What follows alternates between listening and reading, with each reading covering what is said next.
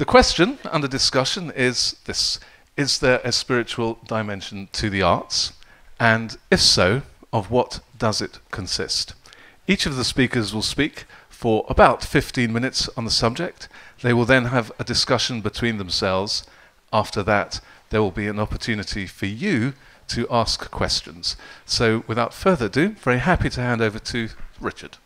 I want to explain as clearly as possible why I believe that all works of genuine art do have a spiritual dimension, whether or not the artist themselves has a particular religious belief.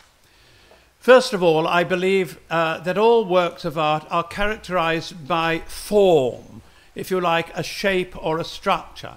A traditional form for a novel, of course, would be that it would have a beginning, a middle, and an end. Now, one of the features about art is that people are always breaking old forms and developing new ones. So there was a time when we got the stream of consciousness novel with people like James Joyce and Samuel Beckett. But even though old forms are broken, new forms will emerge. And I would say there can be no work of art without a form. It is that which turns a cacophony of sound into music, that which turns a mere splurge of paint into a genuine painting. But you might say to me, what about wallpaper? I mean, wallpaper, it's characterized by a kind of elegance and a form to it. So clearly there must be some other dimension to it as well. And I would say that genuine works of art, not only are characterized by form, but they are a deeply felt response to life. And there's no genuine work of art unless it is a deeply felt response, truthful response to life. And I would subdivide that into two. I think it involves, first of all, artistic integrity. And for that, by that I mean the artist is fundamentally serious about their work. Now, you sometimes read all sorts of stories about artists leading rackety personal lives. Well, as far as the work of art is concerned, that is neither here nor there. The moral dimension to art is the seriousness with which they take their art. And I think there's a wonderful example with Matisse. Matisse was totally poverty-stricken. He couldn't sell a single work of art. As he put it, the butcher, the baker, and the candle maker were queuing up to get the money that he owed them, and he had his hungry children. And then his dealer said to him, if you paint another pleasant picture like this one I can see here, I can sell as many as you want. And Matisse said he knew that if he'd agreed to do more of those kind of paintings, those kind of pot boiler paintings, his work of an artist would be totally finished. So he simply destroyed that painting and did no more like it. That's what I mean by an ultimate seriousness by the artist. But it involves not only that seriousness, but a truthful response to life. And here Constable is very, very interesting.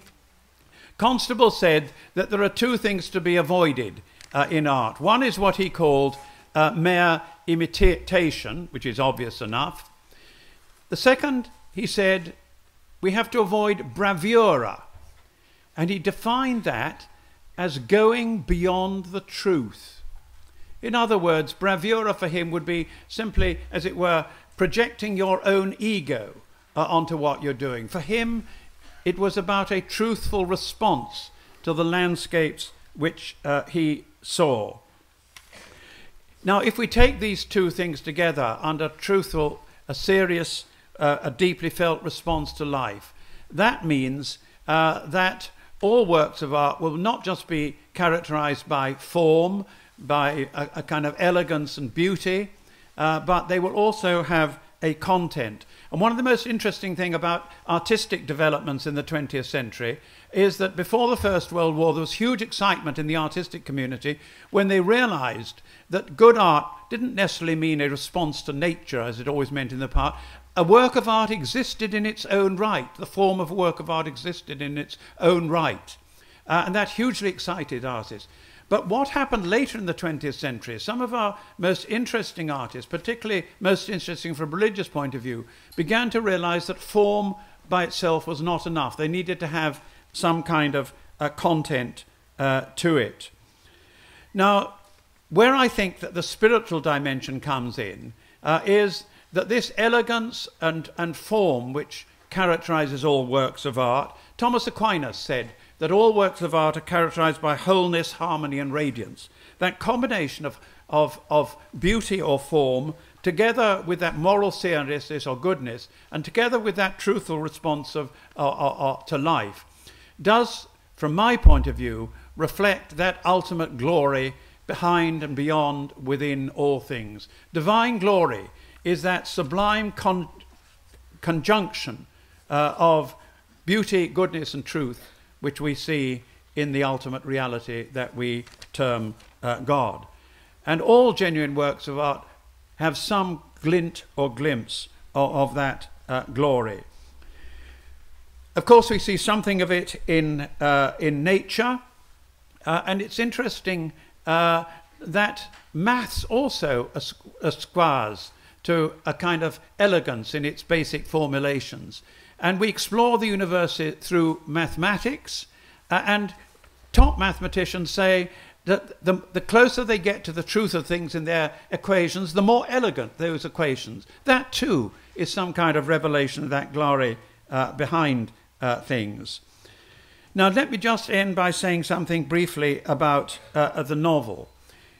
A novel for me is the creation of a world which in some sense is other than the world we actually live in, but reveals the truth or some aspect of the truth about the world in which we live. And one of the aspects of Melvyn's novels that I particularly like, particularly his last one, Grace and Mary, is that he's not afraid in this novel to raise some of the big questions in life. It doesn't mean to say that one has to agree with any suggested answer that might be, but the big questions that are there. And the big question for me in his latest novel is the human personality. What is the human person? Are we simply a kind of biochemical formulation? Are we just a bunch of electrodes? Is there something more to the human person? Are we to talk about a soul or what? Now, I'm not saying that Melvyn's answer would be the same as mine, but I think what's important is that it is fundamentally serious, and that in exploring the death of his own mother, that kind of question is being revealed through it. One final point before I hand over. Although we, if you like, I have so far have been talking about art with a big A, I believe that all human beings have a spark of divine creativity within them. And it doesn't just have to be expressed in great art. It can be expressed in gardening, in cooking. There are many ways in which each of us human beings can be creative. Art in action is characterized above all, I suppose, by wonderful craft work. Craft work is also creative. I suppose what distinguishes a craft from great art is that a craft is not ashamed and rejoices in standing within a tradition. I suppose great art in some sense not only stands within a tradition but is at the cutting edge and perhaps sometimes breaking it. But craft, like great art, also expresses our creativity. And I believe that that is another way in which there is a spiritual dimension in all works of art, whoever produces them. So, Melvyn, I hope that might be enough to get us going with our conversation. Over to you. Thank you very much.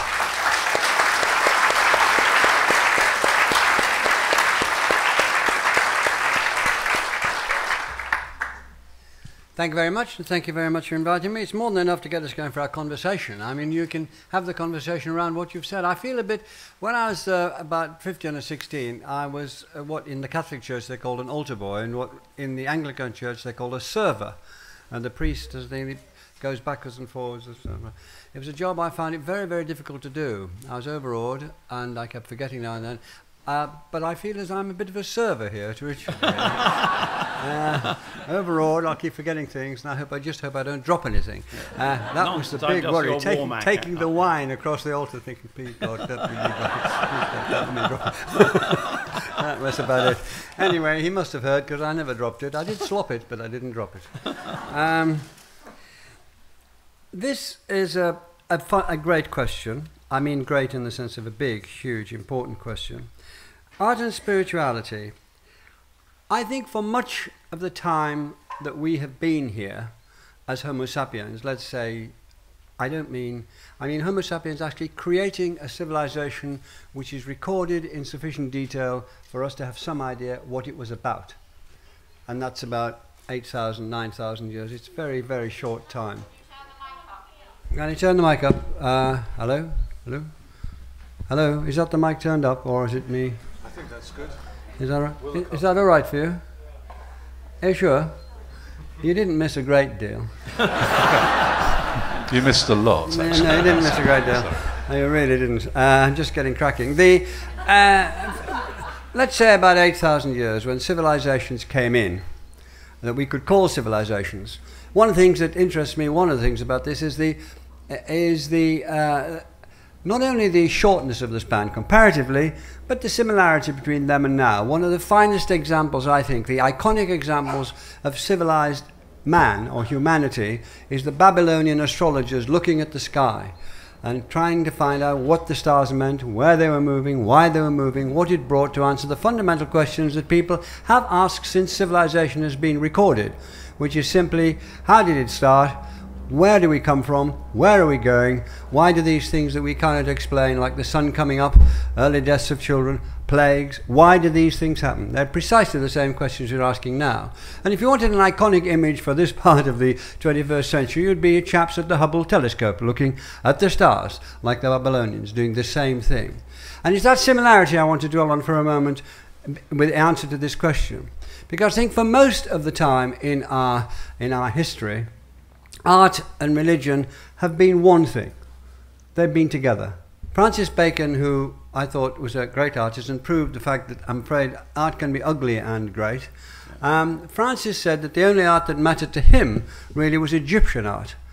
And that was not built as art. That was built for religion. That was built for religious purposes. But these great obelisks and lion-faced bodies were, for him, the greatest art that had ever been made. But they did not set out to be art. They set out to be worship.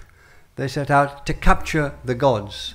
And that happens again and again in one civilization after another. What you're getting is religion as the driving force for what we later think of as art. The cathedrals are built for the glorification of God. That's why they were built. Some people at the time said, what's spectacular? But basically, they were built to celebrate a religion. And Richard alluded quite correctly to craft. Well, the great cathedrals are full of craft. Craft is outside them, craft is inside them. They are as much craft works as anything else. They celebrate and glorify God through craft as well as through the structures that architects, if there were such things in those days, they were guiders of the works, and they themselves stood for. So these two things have been interrelated. And of those two impulses, the longer running and the more powerful, by far, is religion.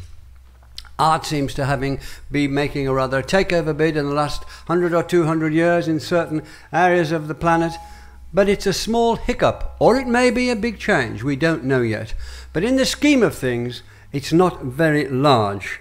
Art and spirituality come out, it seems to me, of precisely the same source. And the same source, as I said I'd steal from Richard, it's where he says the idea of making visible what is invisible.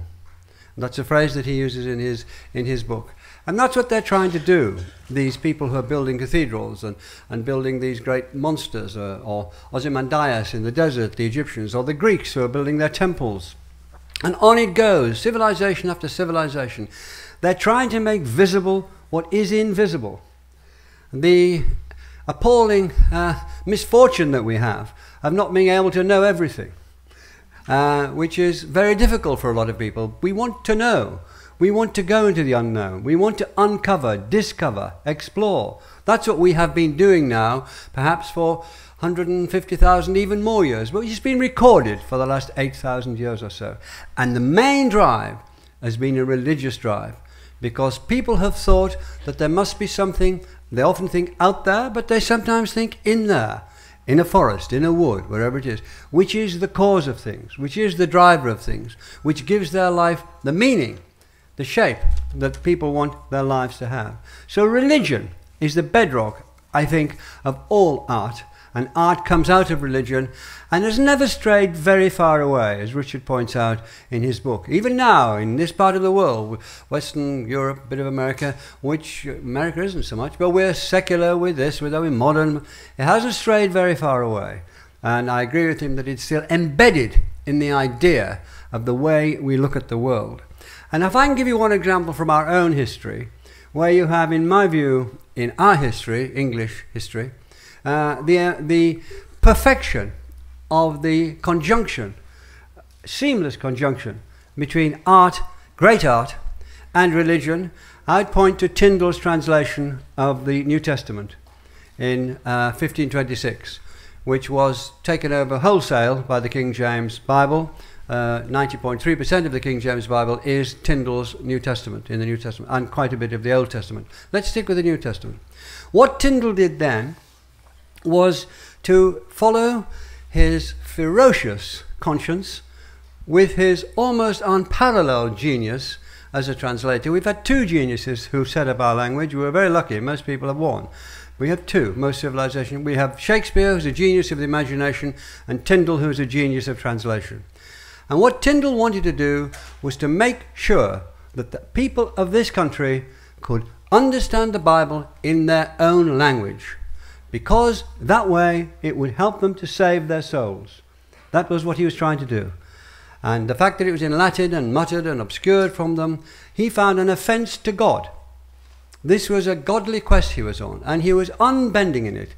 It's a heroic story, which many of you know, ends in him being burnt to death in his late 30s. He was pursued around Europe by the spies from the Pope, the Holy Roman Emperor, and Henry VIII. There are three lots of spies chasing him as he went from exile, safe house to safe house in the Low Countries and in Germany, translating the Bible into English. And that was for the sake of God.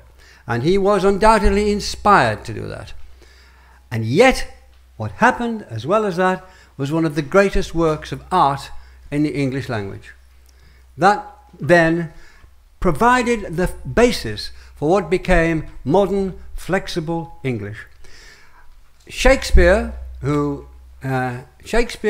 one of the great beneficiaries.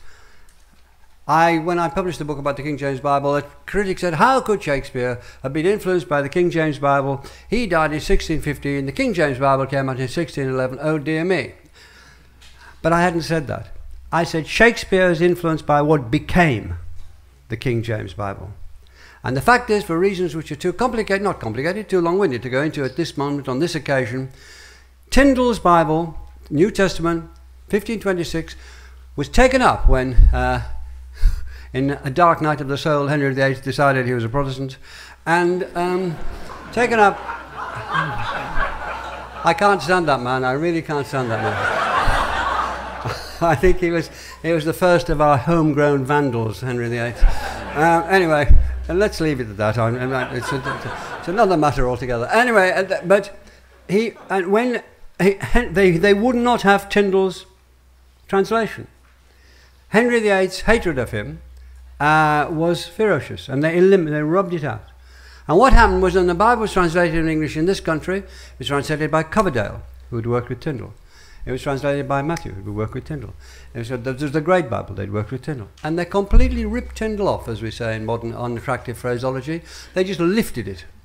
And when they came to do the King James Bible, as you know, in the introduction, Matthew Smith writes, we did not try to make a new Bible, but took the best of what there was and tried to put that together. He said it rather more elegantly than that in Jacobean prose, but still, that's what he said. But they didn't mention Tyndale.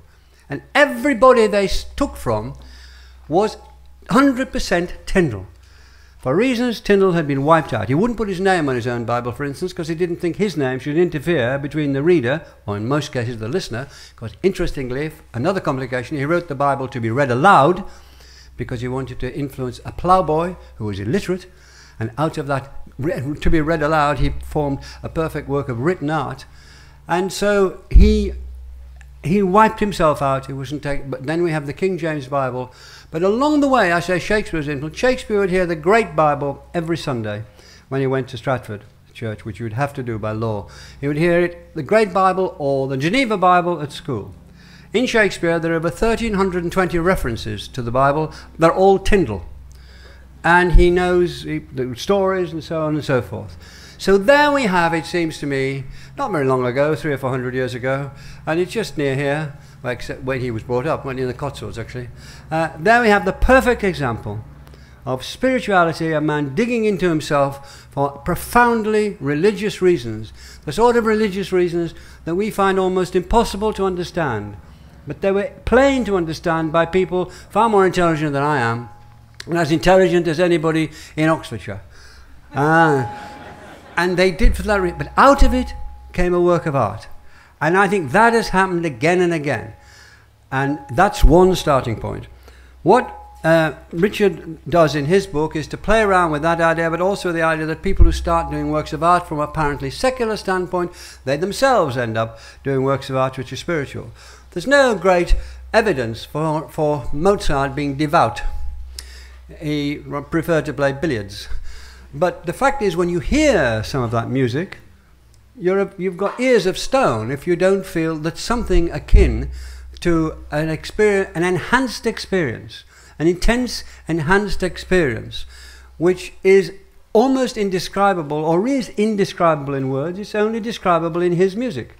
And what you're getting is what I think is fair enough to call, when you go around the bushes 3 or 4 times, a spiritual experience.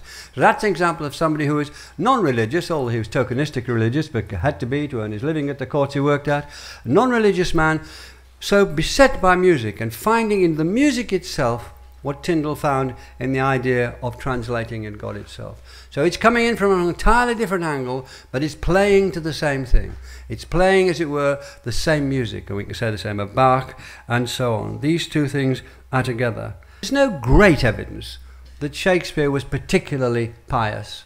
There's no great evidence about much of Shakespeare, so we can more or less say we like, it's great. But there isn't. In the work or in the bit we know more than people realize. We know quite a bit about the man. But yet he speaks, when he's talking about his writing, he talks about it in religious terms. You remember at the end of Midsummer Night's Dream, when he's talking about the poet at the end of, he talks about him plucking words out of the air, out of the thin air, and giving them a local habitation and a name. In other words, taking things from out there. And spiritualism, spiritual views, religious views of spiritual space is nearly always concerned with out there. It's a great metaphor which we start with the Babylonian astronomers. It's out there, something that we don't know about, but we know is there because of impulses, because of surprised by joy was Wordsworth's phrase. And these things, these tremors that come into our lives, and for a lot of us, organized religion often gets in the way.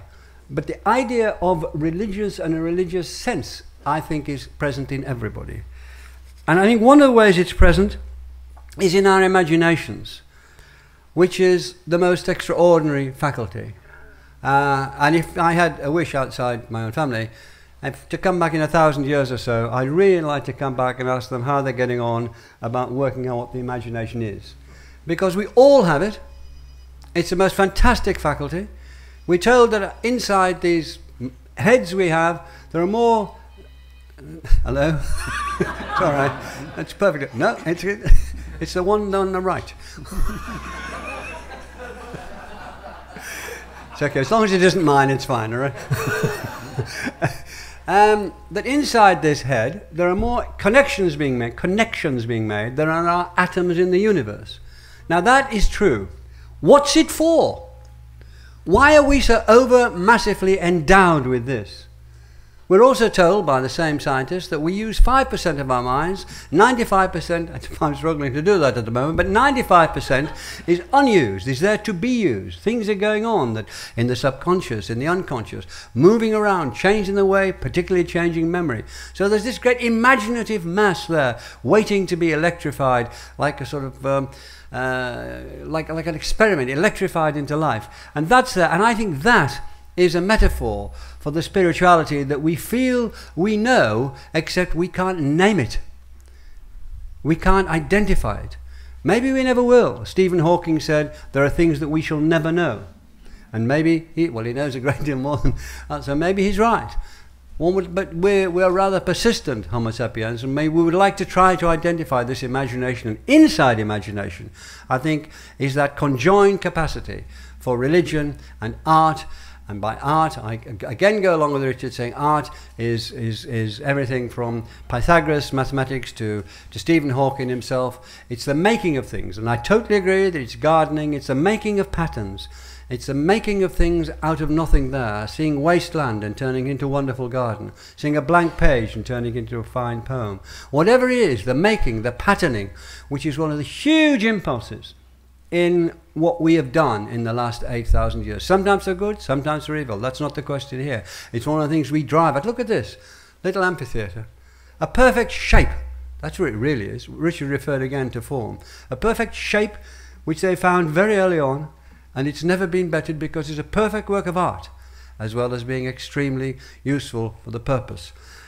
So I think I'll stop there, and up to you. Well,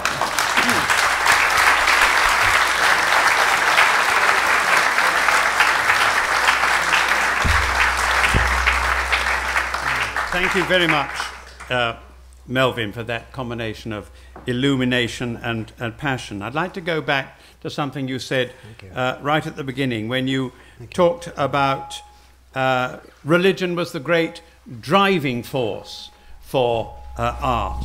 And it brought to my mind a remark of Margarita Lasky, who was the best-known atheist of a previous generation, of the sort of 1960s. And did you ever meet Margarita Lasky? Yeah. A woman of great integrity, a very fierce atheist. She said that no great work of art had been produced since the Enlightenment.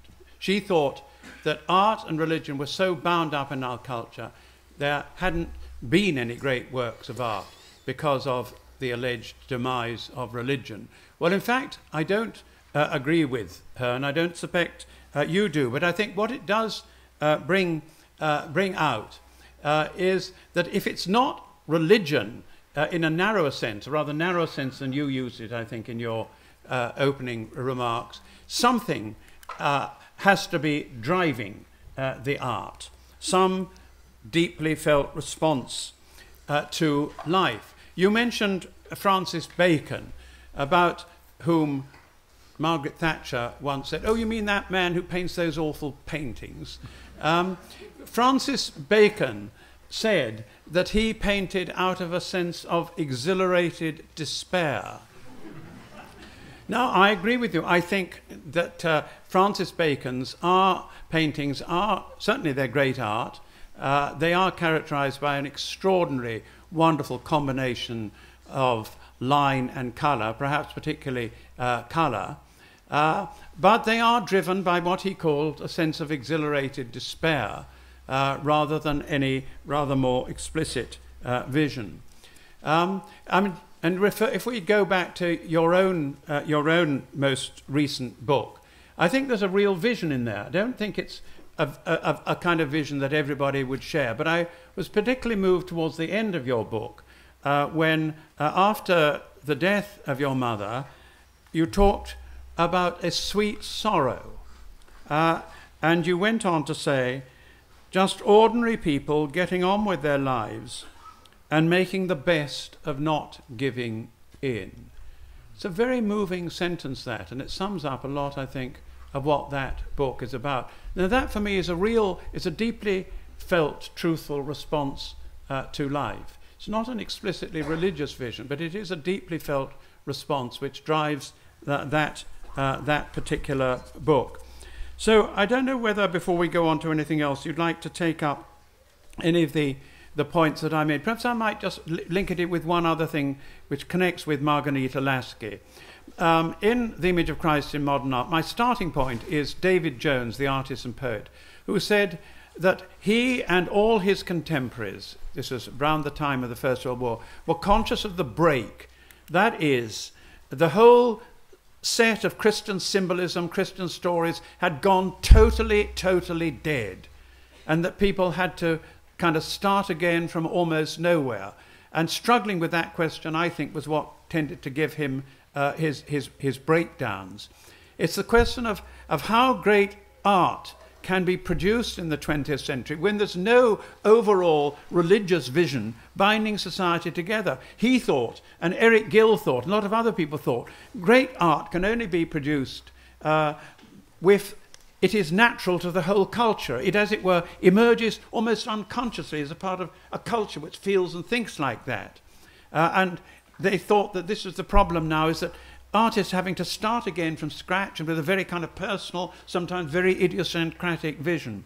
So I don't know whether you'd like to sort of comment on the sort of cultural situation today, bearing that in mind, and what Margarita Lasky said. Well, that's a bit of a tall order. I'll do the best I can in bits. If You're being overly modest. No, yeah. I'm not. Just to... I'm going to talk about my own novel, but actually it isn't a memoir, it's a work of fiction. And even though my mother is the basis for one of the characters, a grandmother whom I never knew but dreamt of, but I'd only seen, not to all intents and purposes, I'd never seen her because my mother was illegitimate, and in those days, in 1917, her mother, in a small town in the northwest of England, dominated by 12 churches who were absolutely terrific, except they're also terrific in the sense of running the social life as well as the religious life. You've got good dances at the Catholics, best ping pong at the Methodists, and so on. But they would drive people like that out of the town. And she was driven out of the town, this young woman, for having had a illegitimate, as we now say, child, which are now just about predominating in our culture, illegitimate children. And there you go, things change. But they drove her out, almost Elizabeth I, because she was driven across the border into Scotland. And Elizabeth used to send people she didn't like into Scotland, which is maybe had far-reaching consequences, who knows. That's an unworthy, please, I do apologise. Anybody who's got any, I saw you shaking your head, yeah, okay, fine. Right, I'll buy you a scone afterwards. Not the stone, the scones. I'm sorry.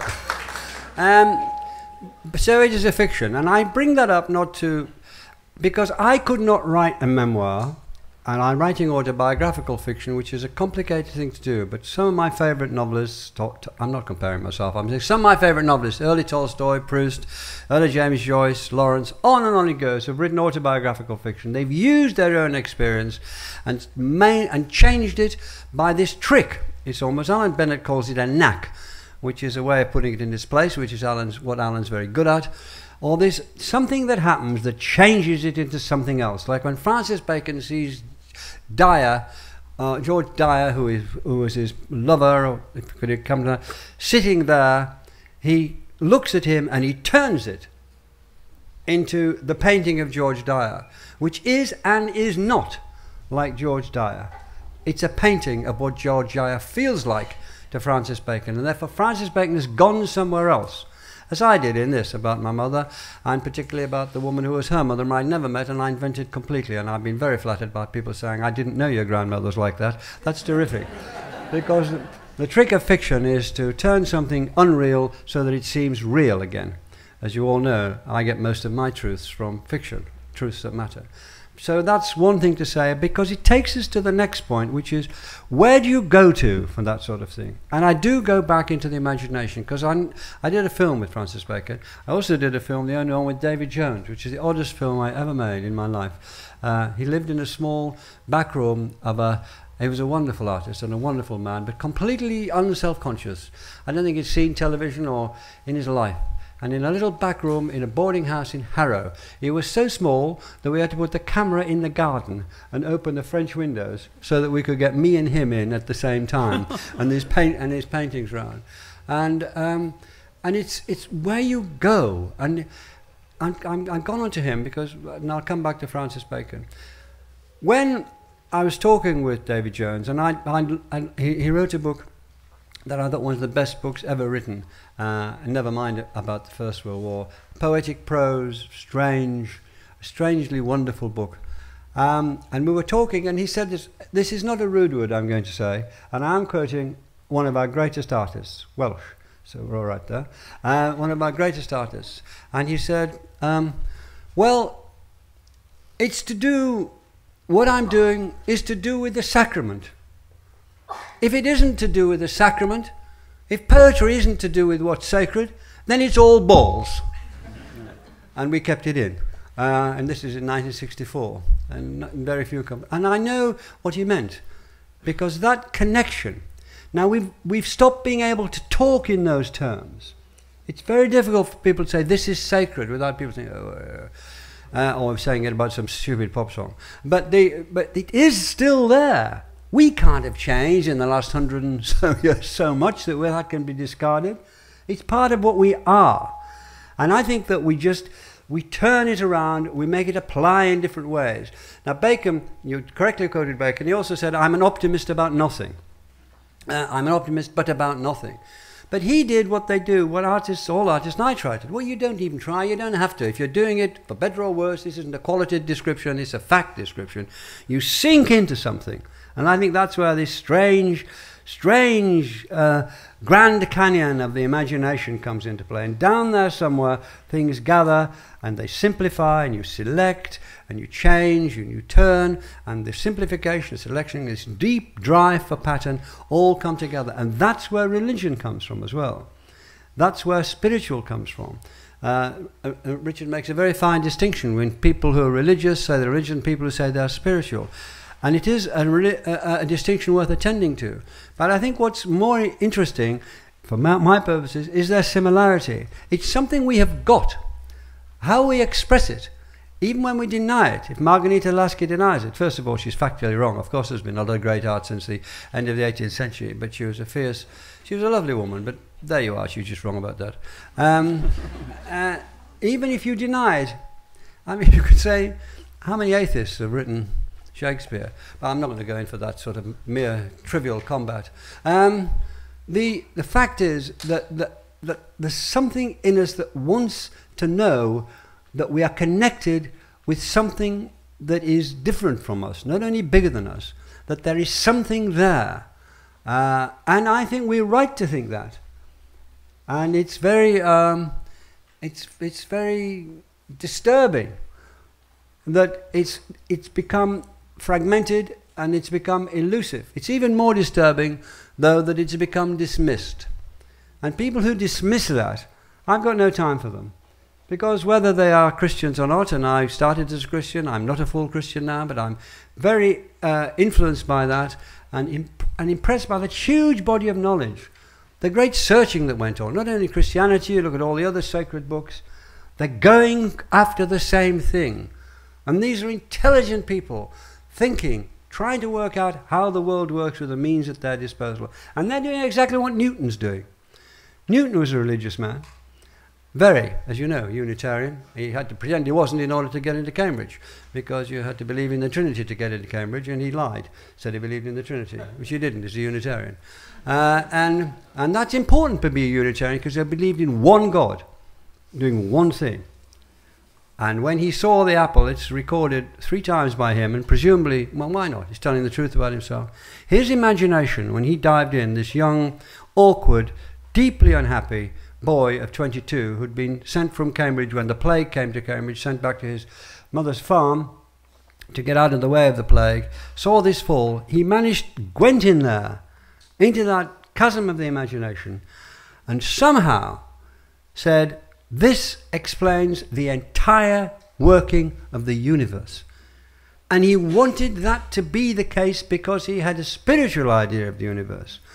And there's a case to be made of the fact that the way he constructed it was actually taken from the way various stories in the Bible are constructed, or where the idea of God in the Bible is constructed. The one maker, the one begetter. Out of that comes this. Out of these comes this. So he once said gravity is God. And so it's very deep in us, however we look at it. So I'm going to persist in that horribly vague but nagging view that I have.